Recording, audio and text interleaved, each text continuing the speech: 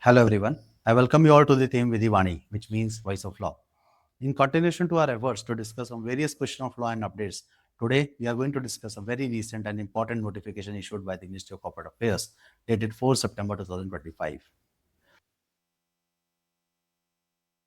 This notification is in furtherance to the public notice dated 4th April 2025, wherein the Ministry of Corporate Affairs has shown their interest to extend the scope of Section 233 of the Companies Act 2013, popularly known as Fast Track Merger. Through this notification, the Ministry of Corporate Affairs is introducing certain changes under Rule 25 of the Companies Compromise Arrangement Amalgamation Rules 2016. If you look after the notification broadly, it can be categorized into two parts. One is the minor changes and second one is the major changes. If I talk about the minor changes, the Ministry of Corporate Affairs seems to be in the mode of clarification, syncing, and providing more better processes to be followed for the fast track merger. When I talk about the major changes, this is a very commendable step taken by the Ministry of Corporate Affairs. And here, the Ministry of Corporate Affairs is extending the scope of Section 233 of the Companies Act 2013 by allowing certain other categories of the company. To start with, I will start with the minor one and then we'll move to the major one. To start with the minor one, the first amendment is under Rule 25, Sub-Rule 1. Earlier, there was no clear provision whether the notice of the draft scheme under CA 9 has to be provided to the sectoral regulators also or not. And there was a debate between the stakeholder and the regulator. And sometimes it has been seen that the regulator or authority, that is RD, is compelling or directing the stakeholders to serve the notice of draft scheme to the sectoral regulators having the jurisdiction over the company as well. But now this particular ambiguity has been removed by the clear insertion of the proviso under Rule 25 Sub-Rule 1, wherein the Ministry of Corporate Affairs clearly stated that the notice of draft scheme has to be mandatorily served to the sectoral regulators also, along with the ROC and OL. And also, in case the company is a listed company, such service or notice has to be done to the stock exchanges as well. So this is the first notification which has been, first amendment, minor amendment, I would say, which has been introduced through this notification. Moving to the second one, this is not a major amendment, but an important one. Now the Form GNL1 has been mandated to file CA 10, that is the declaration of solvency required to be filed in cases of fast track merger. The particular Rule 25 Sub-Rule 2 has been amended in such manner.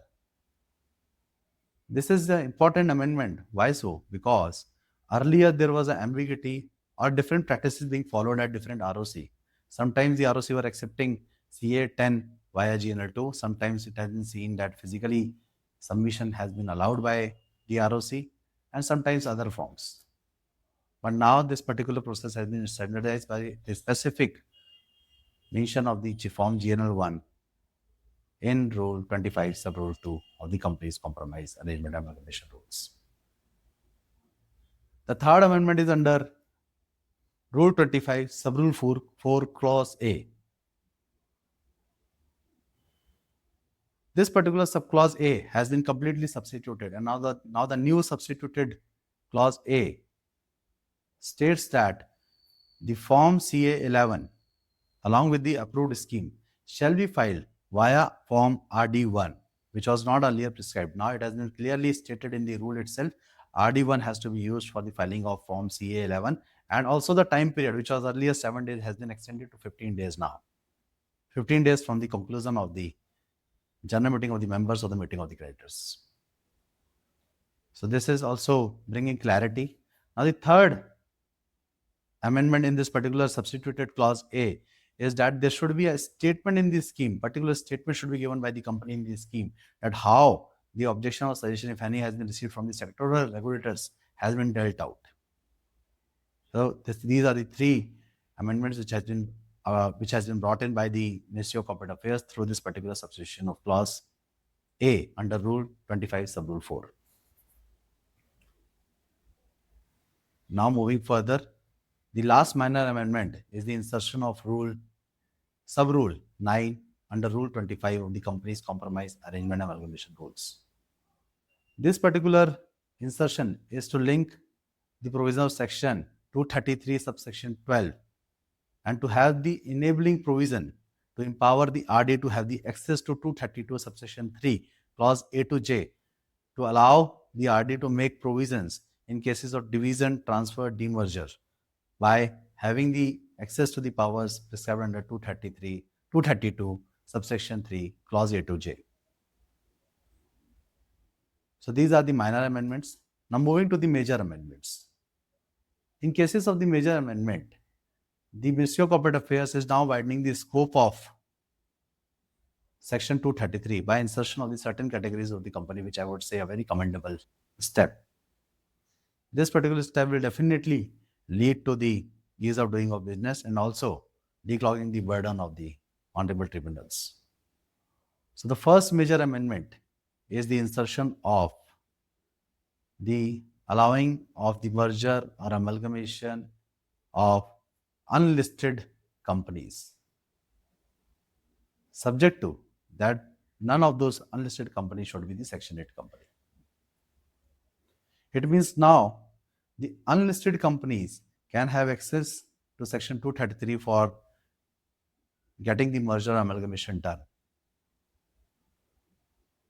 But now there are certain riders to it. The first rider we have already discussed that none should be the Section 8 company. Second rider is that none of such company should have taken or availed the loan, debentures, or deposits worth more than 200 crore rupees. And there should not be any default processing in repayment of such loans, deposits, and debentures. To confirm this particular criteria, the responsibility has been kept on the statutory auditor of the company to provide the Form CA 10A and to confirm that this particular criteria has been met out not more than 30 days before the moving of the application under CA 11. That is, along with the approved scheme, it has to be served. So we can say at the time of the filing of CA 11, the auditor's certificate is now mandatory required to be filed in CA 10 Form CA 10A. But the company has to ensure two-step verification to be done to meet out this particular criteria. That is one at the time of the filing of the draft scheme, that is under CA 9, and second at the time of the filing of final approved scheme with CA 11. So this is the first major amendment. If the criteria is getting fulfilled, then the companies, such unlisted companies, can have access to the provision of Section 233. The second major amendment is allowing the merger of the holding company and the subsidiary company.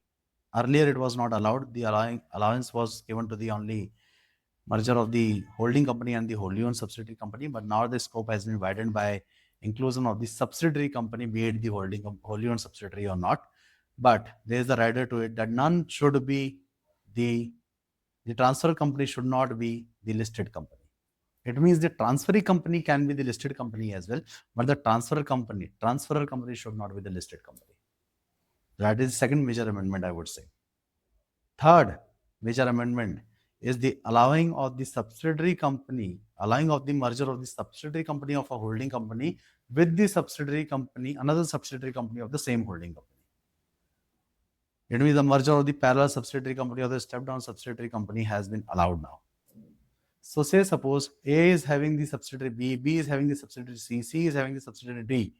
So now any sort of arrangement can be done between all these four companies, be it merger, amalgamation, division, transfer, demerger, etc. But again the rider is that none of the transfer company shall be listed company. Again, the transferee company can be the listed one, but the transferor company should not be the listed company.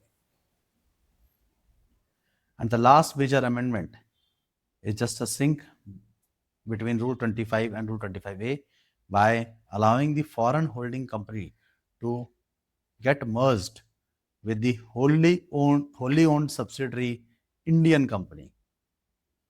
Here, the wholly owned subsidiary Indian company shall be the transferee company and the holding foreign company shall be the transfer company.